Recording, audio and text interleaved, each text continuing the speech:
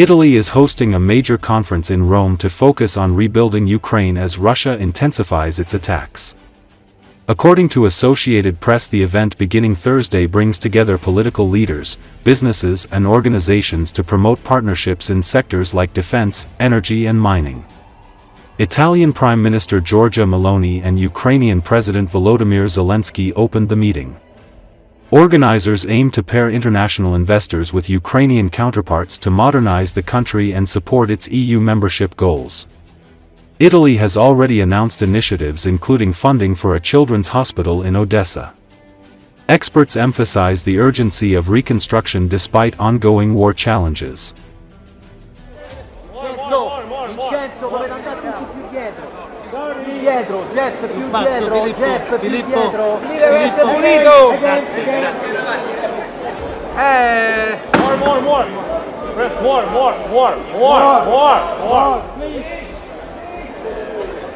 Sorry.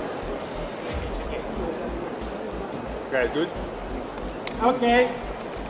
Members here.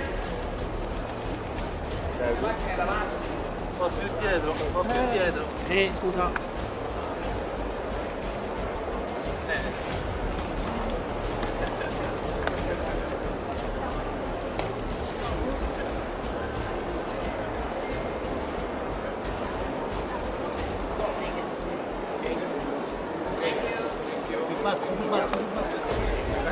No.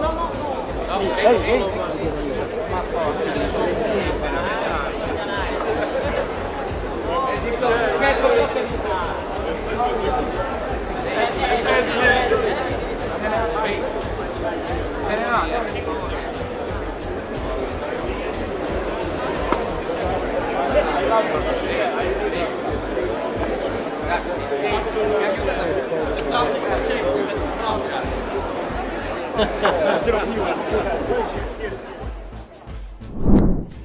Donald Trump's recent statements, in which he openly expresses dissatisfaction with the actions of Vladimir Putin, have become an important signal for Kiev.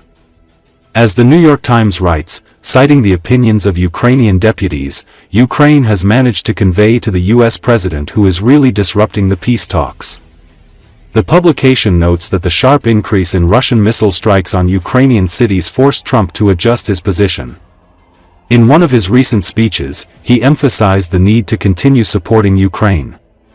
The president said the United States plans to send more weapons to Ukraine, primarily defensive ones. Verkhovna Rada deputy from the European Solidarity Party Irina Gershchenko called this statement an important signal of possible changes in Washington's policy.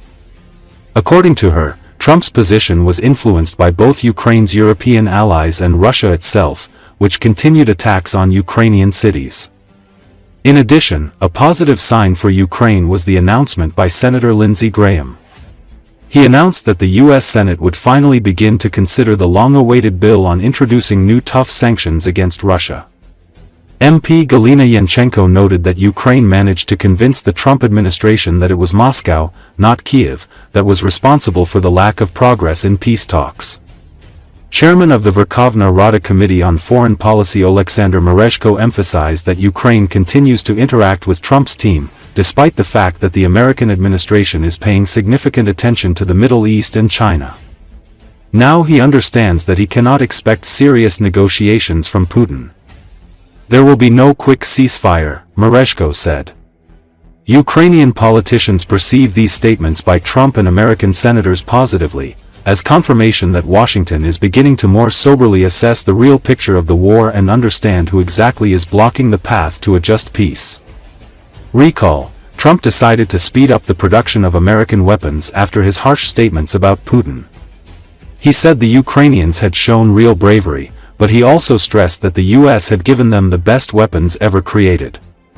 The American leader's statement came against the backdrop of a sharp change in his rhetoric about the Russian-Ukrainian war, as well as criticism of Vladimir Putin. He noted that Russia's war against Ukraine could have ended much faster, but not in favor of the Ukrainians, if the United States and Europe had not provided the Ukrainian army with such powerful weapons, creating an advantage for it on the battlefield.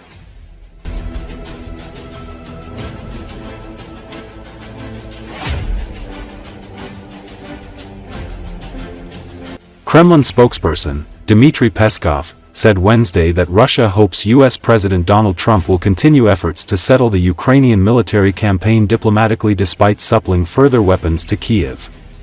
We also hope that his team will continue efforts to take the process of Ukrainian settlement to a political and diplomatic stage, Peskov said.